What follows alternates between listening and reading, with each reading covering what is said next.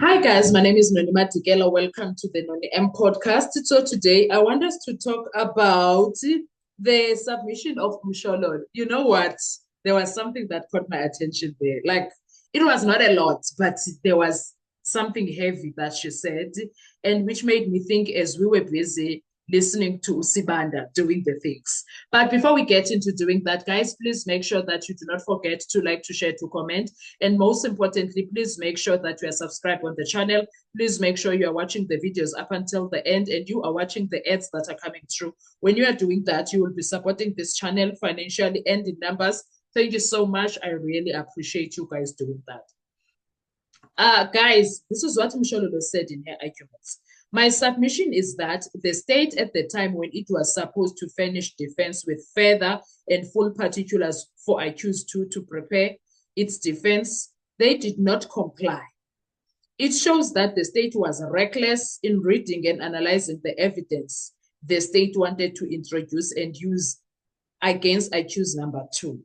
From the outset, it shows the state initially never wanted to use that evidence, but they elected not to use it, and that has violated the right of the accused to a fair trial. Therefore, the inclusion of this evidence will affect accused to right to a fair trial. Let's deal with this one first. So Uti,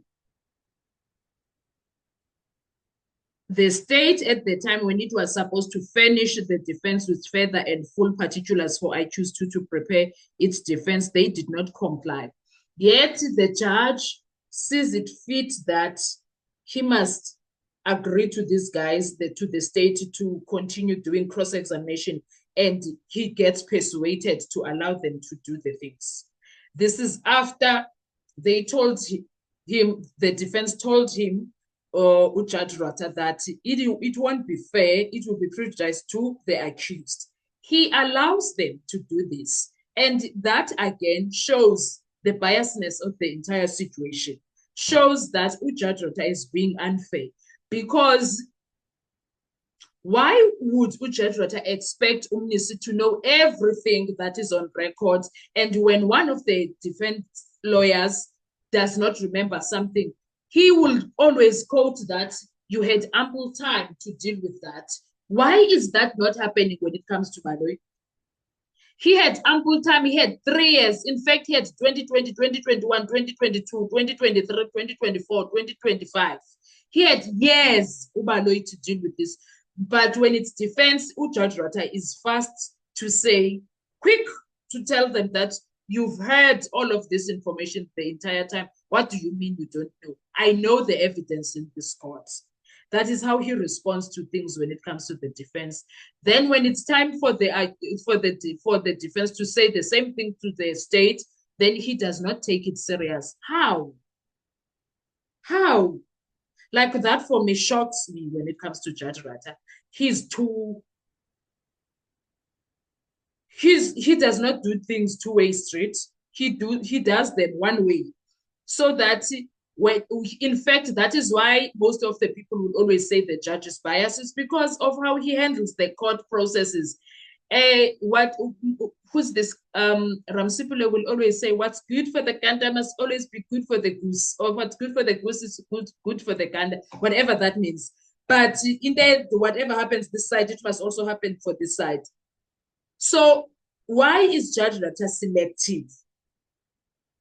He shocks me all the time. I don't get used to how selective he is because it is wrong. So I can't get into accepting something that is so wrong. That is so wrong being done during the people. And then Mshololo stated that these guys had no interest in preparing using these photos to the state had no interest. And then it shows the state was reckless in reading and analyzing the evidence of the state. The state wanted to introduce and use against accused number 2. So that for me goes for accused number 3 too. I can't with the judge. I honestly can't, because Mshololo is right about the state being reckless. So the state continues to to mend and compare and do whatever while the case is in court? Seriously? That's what we are dealing with here. And then she also says, on additional photos of accused number 3, it means that the state was negligent and failed to give him better and full evidence for accused 3 to prepare his defense. This will be prejudicial to both the accused. It shows they were reckless. The state was reckless and did not pay attention to the evidence it wanted to use. Exactly. Mshololo is right. They were reckless. They were indeed reckless, because tell me why we are supposed to accept that now we are here. And then the judge even says, no, it's 5,000 and something photos. Where are they coming from? Where are they coming from? Like, guys, that courtroom will shock you. So now I'm still there, shocked, like nobody's business when it comes to that. I'm very shocked. I do not want to lie. So that's where I am right now. And I don't understand why was that allowed. Even though now it's working against them, but it's still shocking to actually realize Haibo. So these people did not analyze. Kanti, what were they doing? What were they doing? Because this picture of accused number 3 that shows gold tooth, it falls under description. Why was it not there? Why was it not there? It falls under description. This is not a picture that they would have missed, because the description there talks about someone that has a gold tooth, the one that Steenkamp did. I don't understand. I'm seriously shocked by how Baloyi runs the entire process and how Judge Ratha allows him to do so. That is why every time I hear someone saying, no, old age is catching up on him, why is it not catching up on him when it comes to the state matters and the things that they do? Why? Why does it only catch up with him when the defense is concerned? That is my problem with the entire situation. I have problems with that. Really, I have problems. Honestly. That's when I get like, I am sick and tired of it all. It's irritating and it's not a laughing matter. Honestly, it's not. It's not. Because what is this now? Judge Ratha that he is doing. So I am still like pondering on what Mshololo said about analyzing, about how reckless the state is. In fact, the state has been reckless with the entire case. In any normal court, this case would have been long dealt with and done and out of the window in a normal court. In a normal court, that's what is supposed to happen. Because ayikho lento. Like, honestly, ayikho lento, we can't.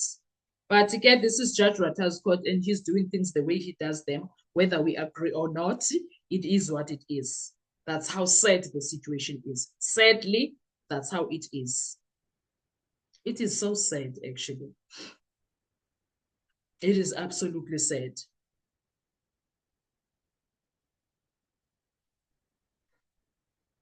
It is so sad, I tell you. The entire situation is sad, unfortunately. So what are your thoughts when it comes to all of that, guys? Because me personally, when I think about how Mshololo argued there, I'm not even talking about the others, because Ramsipule was on point, Mnisi was on point. Sorry, I'm going to do another separate video for Ramsipule, but what Mshololo said there, for me, wow. Wow. Wow. So we can't be accepting of selective whatever of Judge Ratha. We can't. No, we can't. We can't accept that. What are your thoughts when it comes to all of that? Thank you so much, guys. I'll see you on our next video. Bye-bye.